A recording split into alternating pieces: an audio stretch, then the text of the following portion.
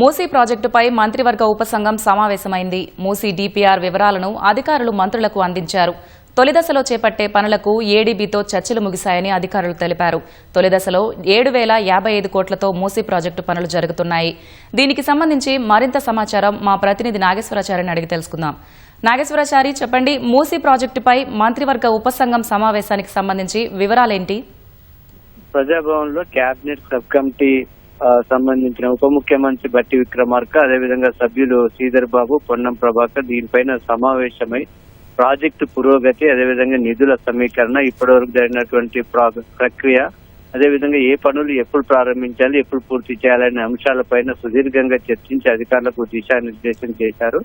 మొత్తం 5 దశల్లో 55 కిలోమీటర్లు చేపట్టే ఈ ప్రాజెక్టులో మొదటి ఫేజ్ కు సంబంధించి ఏడీబీతో ఇప్పటికే చర్చలు ముగిశాయని అధికారులు తెలిపారు. వాటికి సంబంధించిన విజయవంతంగా చర్చలు పూర్తయ్యాయని, వాటికి సంబంధించిన డిపిఆర్ కు సంబంధించిన అంశాలను కూడా పవర్ పాయింట్ ప్రెజెంటేషన్ ద్వారా కేబినెట్ సబ్ కమిటీకి అధికారులు వివరించారు. మొదటి ఫేజ్ లో 7,055 కోట్ల రూపాయలతో పనులు చేపట్టనున్నట్టుగా తెలిపారు. మొదటి ఫేజ్ లో హిమాయత్ నగర్ నుంచి బాపు ఘాట్, అదేవిధంగా ఉస్మాన్ సాగర్ నుంచి బాపు ఘాట్ వరకు 21 కిలోమీటర్ల వరకు మొదటి ఫేజ్ లో చేపట్టారు.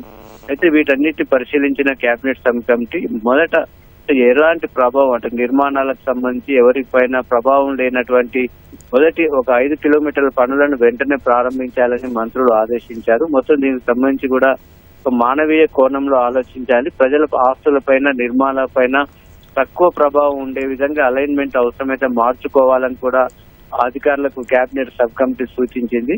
మొత్తం ఈ ప్రాజెక్ట్ లో భాగంగా ఈస్ట్ టు వెస్ట్ కారిడార్ లో భాగంగా నార్సింగి నుంచి గౌరెల్లి వరకు ఎలివేటెడ్ కారిడార్ కూడా నిర్మాణం చేయనున్నట్టుగా అధికారులు తెలిపారు. అదేవిధంగా ఉప్పల్ బగాయత్ నుంచి గౌరెల్లి వరకు విస్తరణకు సంబంధించి ఇంకా డిపిఆర్ తయారీ దశలో ఉందని కూడా చెప్పారు. గాంధీ సరోవర్ ప్రాజెక్టు కోసం అవసరమైన భూమిని రక్షణ శాఖ నుంచి బదలాయించుకునే అంశం పైన చర్చ జరిగింది. వాటికి సంబంధించి పర్యావరణ అనుమతులు కానీ, కేంద్రం నుంచి రావాల్సినటువంటి అనుమతులకు సంబంధించి కూడా ప్రక్రియ అంతా కూడా వేగంగా పూర్తి చేయాలని కేబినెట్ సబ్ కమిటీ అధికారులకు స్పష్టం చేసింది. అదేవిధంగా ఈ ప్రాజెక్టు సంబంధించి విస్తృతంగా ప్రచారం చేయాలని కూడా స్పష్టంగా అధికారులకు చెప్పింది. ఎందుకంటే అనేక అనుమానాలు ప్రజల్లో నెలకొన్నాయి కాబట్టి ప్రజల్లో అనుమానాలు తొలగించే విధంగా ప్రాజెక్ట్ ఏంటి, దీనివల్ల ప్రయోజనాలు ఏంటి అనే విషయాలపైన బస్ స్టాండ్లు, మెయిన్ రోడ్ల పైన, రైల్వే స్టేషన్లు, వివిధ ప్రాంతాల్లో వీడియోలు, హోర్డింగ్ల ద్వారా ప్రచారం చేయాలని కూడా పేర్కొంది. మొత్తం మీద ప్రజలకు ప్రయోజనం ఉండే విధంగానే ప్రజలను భాగస్వామ్యం చేసి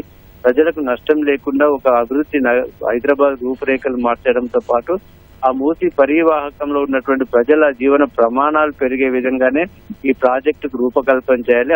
దానికి అనుగుణంగానే, ప్రభుత్వ ఆలోచనకు అనుగుణంగానే ఎక్కడ గందరగోళం లేకుండా ప్రాజెక్టును పూర్తి చేయాలని కూడా కేబినెట్ సబ్ కమిటీ స్పష్టం చేసింది. ఆగస్టు నాటికి దీనికి సంబంధించిన పనులు ప్రారంభించుకొని ఒక స్పష్టమైన ఒక క్యాలెండర్ తో వాటికి సంబంధించిన ప్రక్రియ పూర్తి చేయాలని దిశానిర్దేశం చేసింది. ధన్యవాదాలు.